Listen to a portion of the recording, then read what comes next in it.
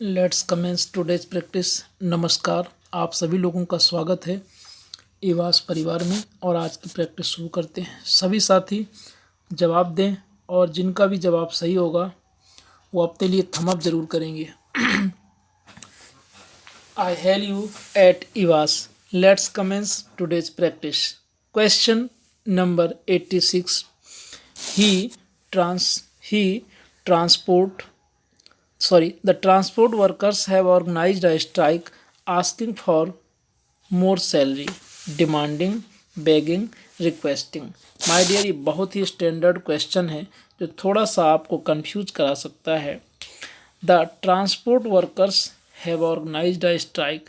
Ask for means होता है demand. जब ऑलरेडी आस्क फॉर सही है तो हम लगाएंगे correct answer D, no improvement. Demanding बिल्कुल नहीं होगा। Question number 87। आज हम कंप्लीट 100 करेंगे और 100 के बाद एक बहुत ही महत्वपूर्ण जानकारी आपको दूंगा। You ought not behave like that.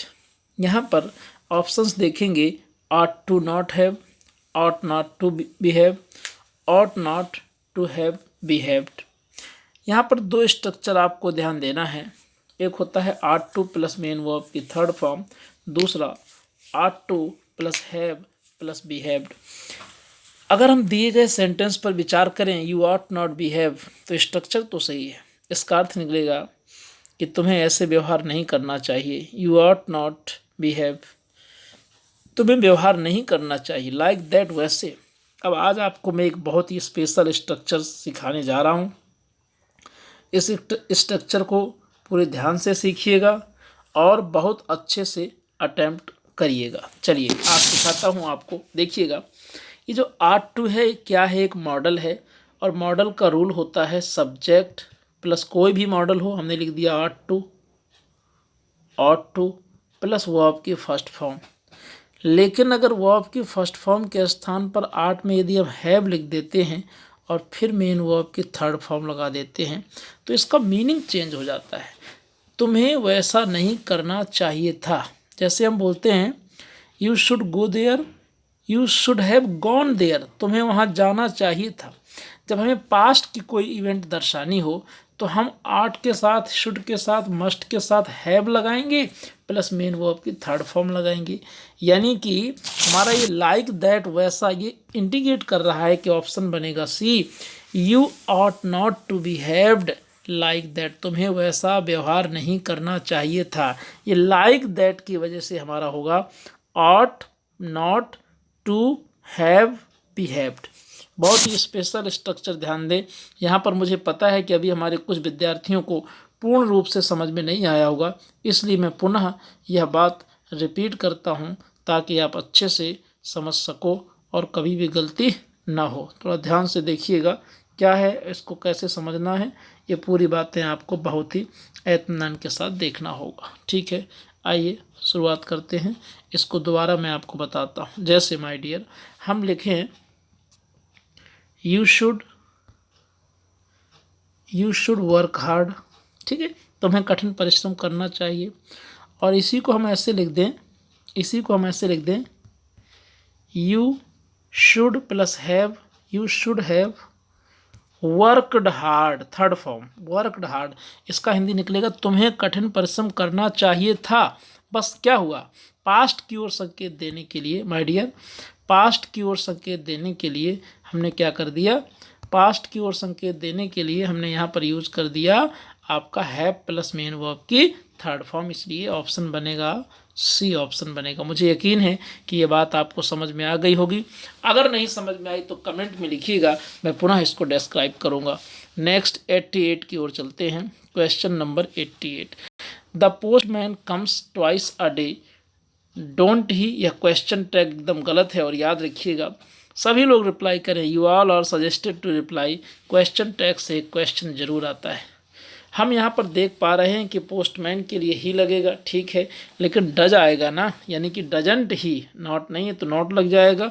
Correct option A होगा, करेक्ट ऑप्शन ए होगा। Next, my boyfriend won me at tennis. थोड़ा गड़बड़ लग रहा है क्या भाई, किसी का भी बॉयफ्रेंड हो किसी को टेनिस में कैसे जीत सकता है। और ये कह रही हैं मोहतरमा कि my boyfriend won me no succeeded me out ran beat, ये सही हो गया। बीट मीन्स पराजित करना, तो भाई टेनिस में बॉयफ्रेंड हो या गर्लफ्रेंड पराजित कर सकता है। Option C is the right answer, C is the right answer. कितने लोगों का जवाब सही है कमेंट करके बताइए तुरंत।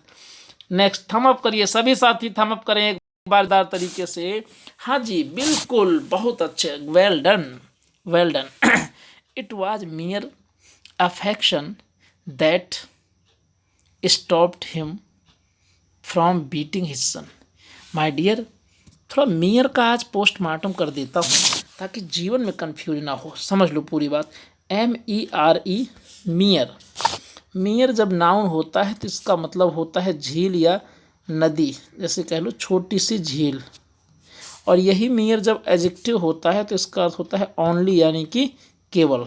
अब देखो मियर का पोस्टमार्टम तो हो गया, अगर एडजेक्टिव है तो केवल।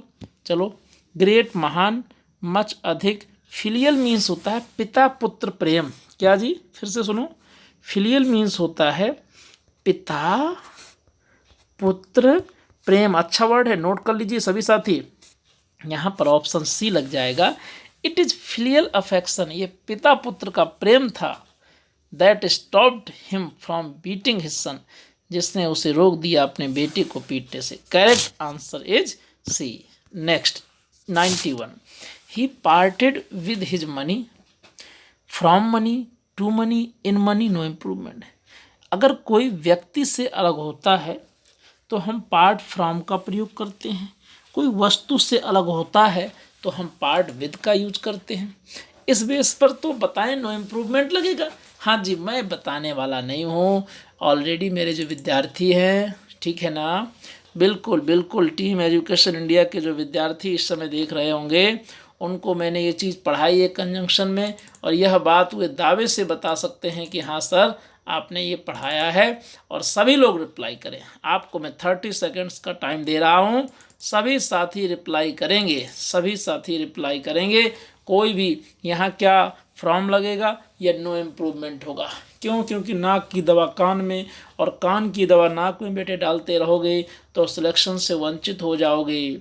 मजबूती लाओ, कॉन्फिडेंस लाओ, सभी साथी रिप्लाई करें, चाहे जितना टाइम लग जाए सभी साथियों को रिप्लाई करना है। और कुछ सही जवाब भी आने शुरू हो गए माय डियर, एकदम बहुत अच्छे, well done. Correct answer is D, शाबाश। लाइव ना होते हुए भी लाइव जैसा आनंद मिल रहा है विद्यार्थियों, और आप लोगों की दुआएं और प्यार रहे तो एक दिन लाइव जरूर आएंगे इसी इवास के बैनर तले। आइए नेक्स्ट, कहते हैं मेहनत कभी बर्बाद नहीं जाती। याद रखना माय डियर, पार्ट मीन्स जुदा होना, व्यक्ति से जुदा हो तो फ्रॉम लगा देना, फ्रॉम मोहन सोहन सरिता जी। और यदि किसी वस्तु से जुदा होना तो विद, यानी कि सही है। Next, I'll tell you as soon as I'll know. I would know, I can know, I know. My dear, आज आपको एक नई चीज़ सिखाने जा रहा हूँ और बहुत ध्यान से सीखो, बहुत ध्यान से। देखो, आपको ये समझ में नहीं आता कि I'll know होगा कि I would know होगा या I can know होगा या I know। तो आज तो आपको एक ट्रिक सिखाता हूँ। अगर आपको कोई रूल पता नहीं है, कोई स्ट्रक्चर पता नहीं है, तो ये देखा करो कि उसके पहले कंजंक्शन आया क्या। तो एज सून एज एक कंजंक्शन है, बोलो यस सर, है कि नहीं। तो आज एक नई बात रट लो एकदम। कंजंक्शन के बाद my dear present indefinite tense का प्रयोग होता है, बोले तो ऑप्शन सी आई नो हो जाएगा। बोलो जी समझ में आया कि नहीं। अगर समझ में वाकई में आया है, एक बार जोरदार थम अप करिए। इस वर्चुअल कनेक्टिविटी को माय डियर जिंदा बना दो। यकीन मानो, इंग्लिश तो ऐसे सिखा दूंगा कि पता भी नहीं चलेगा कि कब इंग्लिश आप सीख गए। बस ऐसे ही अपना प्यार बरसाते रहो, ऐसे ही बड़े बड़े सिंबल्स लगा के भेजते रहो कमेंट्स। Take care. और ये रहा 93 यू आर। चल भाई, नोटिफिकेशन अभी तुम्हारा कोई काम नहीं है यहाँ पर, ठीक है। You are asked to copy this letter word by word. क्या वर्ड फॉर वर्ड होता है? यहाँ पर थोड़ी सी एक मिस्टेक हुई है भाई हमारे टेक्निकल स्टाफ के द्वारा। इस लेटर को अंडरलाइन नहीं करना, ठीक है। केवल अंडरलाइन पार्ट है वर्ड बाय वर्ड। अब ध्यान से देखो माय डियर, क्या आप पूरे प्यार से देखो और याद कर लो। वर्ड फॉर वर्ड मीन्स होता है शब्दशः, यानी कि फ्रेज जो सही है ना, वर्ड फॉर वर्ड होता है। करेक्ट आंसर ए, और लिख करके रख लो माय डियर कि यह क्वेश्चन टीजीटी पीजीटी में आपको मिलेगा, लिख करके आज रख लीजिए। आइए 94, question number 94। I will be absent from Monday to Friday. मैं पूछता हूँ आपसे, क्या यहाँ टू सही है? फ्रॉम, टिल, सिंस, ये जरूर आपको प्रेपोजिशन में आपके गुरुजी ने पढ़ाया होगा कि फ्रॉम डॉट डॉट टू, यानी कि नो इम्प्रूवमेंट। बोलो एक बार स्माइल करके सिंपली कुछ इमोजी, कुछ सिंबल्स भेजो, अच्छा लगेगा। मैं जरूर आपको देख रहा हूँ। I will be with you in 1/4 of an hour. My dear, quarter जो होता है ना, तो 1 एक गड़बड़ हो गया ना भाई। ऑफ एन आवर सही है, लेकिन क्वार्टर मतलब 1/4 होता है। तो अब 1 लिखने की क्या ज़रूरत है? अरे आ क्वार्टर लिख दो। आई will be with you a quarter of an our, article का सही यूज करेंगे। Correct answer is B. 96, सभी लोग रिप्लाई करें, सभी साथी रिप्लाई करें 96 में। She has decided to canvas for the Conservative Party. My dear, क्या कैनवास यहाँ सही है? एडवर्टाइज होगा, या कैनवास डबल एस वाला होगा, या कैनवासिंग होगा? वैसे आप जानते हो कि टू के बाद क्या आता है? टू के बाद आती है वो आपकी फर्स्ट फॉर्म। मुझे कुछ नहीं बताना, सभी साथी रिप्लाई करें, सभी साथी रिप्लाई करें, तब भी मज़ा आएगा। हमें कुछ नहीं बताना, सभी साथी बताएंगे, सभी साथी बताएंगे और बताएं कि कैनवास में कौन सा सही है। कैनवास कैनवास कैनवास में कौन सा सही है माय डियर? सभी साथी बताएं कि क्या सही होगा, क्या सही होगा, सभी साथी बताएंगे। हाँ जी, कुछ जवाब सही आने शुरू हो गए हैं। वेरी गुड, बहुत अच्छे। ऐसे ही अटेम्प्ट करते रहें और आप सबको ये बात याद होगी, क्या कि टू सॉलिसिट वोट, यानी डबल एस वाले में इसका अर्थ क्या होता है? तो आप कहोगे सिंगल वाले का अर्थ बताइए। माय डियर, इस कैनवास का अर्थ होता है मोटा कपड़ा जो टेंट में लगता है, और इस कैनवास का मतलब होता है वोट मांगना, मत याचना करना, वोट मांगना। लो बन गई बात। करेक्ट बी आंसर वाले सही हैं।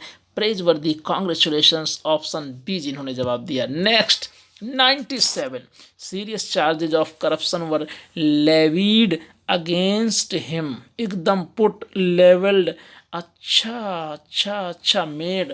भाई अब इसमें आपको बताना होगा, मैं नहीं बताने वाला, आप खुद बताओगे माय डियर। 97 क्वेश्चन काफ़ी जानदार है और शानदार भी है। क्या जानदार भी है और शानदार भी है? तो बताएं आप लोग, सभी लोग। लेविड नहीं होगा माय डियर, लेवी मतलब तो कर लगाना होता है। अरे लेवल अगेंस्ट मीन्स आरोप लगाना होता है। अगर लेवल के बाद अगेंस्ट लगाएं तो आरोप लगाना इसका अर्थ होगा।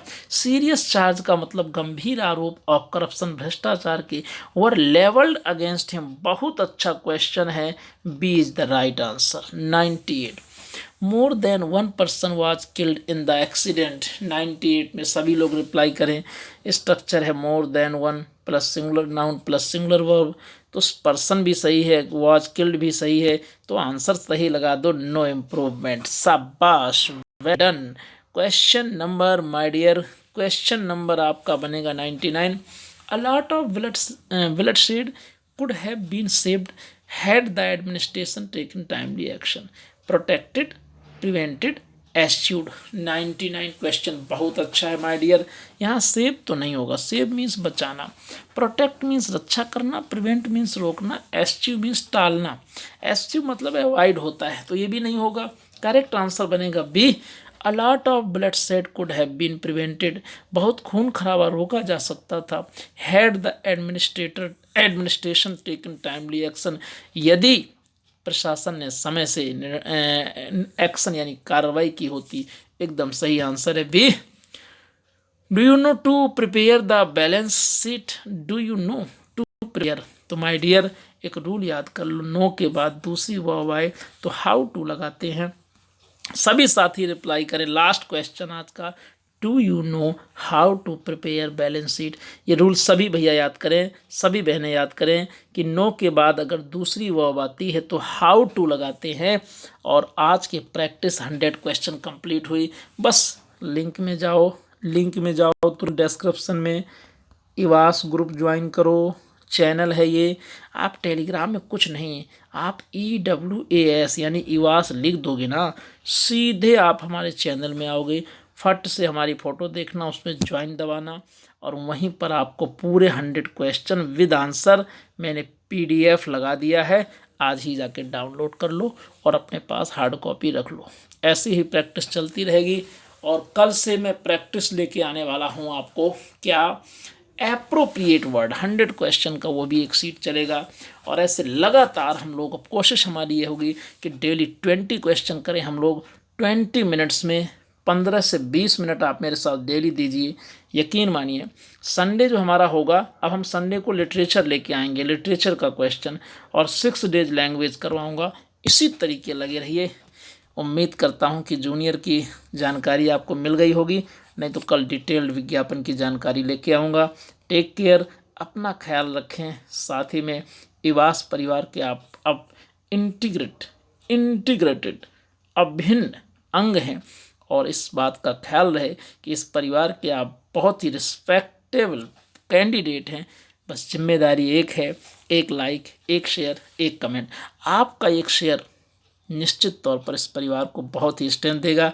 Thank you for participating, for watching. Take care, bye.